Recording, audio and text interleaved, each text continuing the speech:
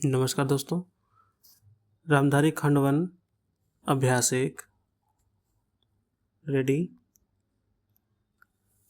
सभापति महोदय, मैं रक्षा मंत्रालय की मांगों का समर्थन करने के लिए खड़ा हुआ हूँ। वर्तमान घटनाओं से पता चलता है कि संसार का हर देश अपनी सुरक्षा के बारे में चिंतित है और उसके लिए हर प्रयत्न कर रहा है।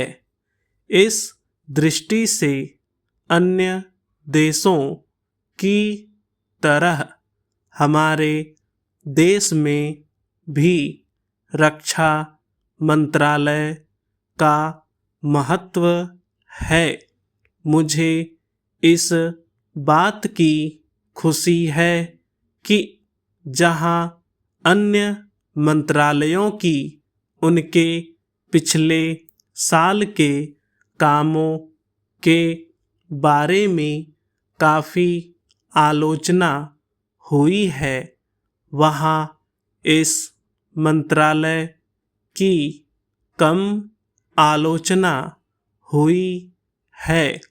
इससे पता चलता है कि इस मंत्रालय ने पिछले साल अच्छा काम किया है।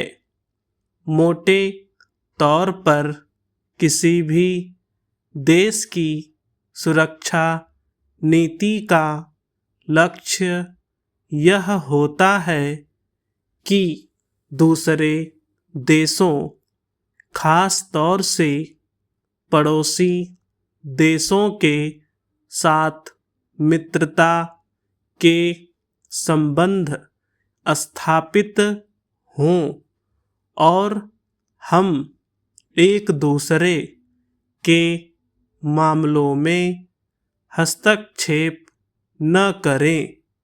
लेकिन उसके साथ यह भी जरूरी होता है कि हम अपने देश की सीमाओं और अखंडता की रक्षा करें। इसलिए हमारे देश का यह कर्तव्य हो जाता है कि हम अपने पड़ोसियों के कार्यों पर पूरी नज़र रखें, क्योंकि आज तक हमारे देश पर जो संकट आए वे हमारे पड़ोसियों से आए हैं।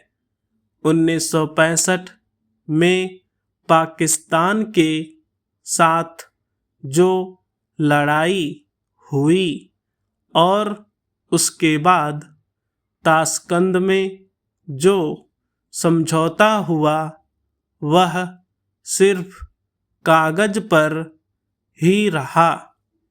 पाकिस्तान ने उस पर कोई अमल नहीं किया।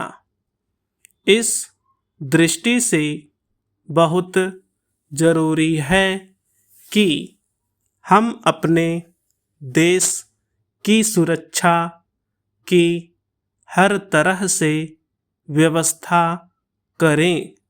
हमारा उद्देश्य दूसरों पर आक्रमण करना नहीं है, लेकिन यदि हम पर कोई आक्रमण करे तो हम में इतनी शक्ति अवश्य होनी चाहिए कि हम उसका डटकर सामना कर सकें। आप जानते हैं कि पिछले दिनों पाकिस्तान को अमेरिका और चीन से काफ़ी मदद मिली है।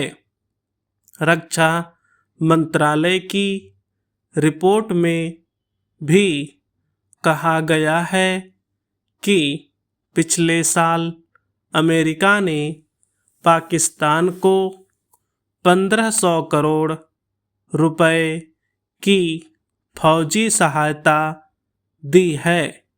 आज जहां हम फौजी सामान के लिए अपने कारखानों की मदद से अपनी शक्ति बढ़ाने का प्रयत्न कर रहे हैं, वहाँ पाकिस्तान संसार के देशों से फौजी सामान खरीद रहा है।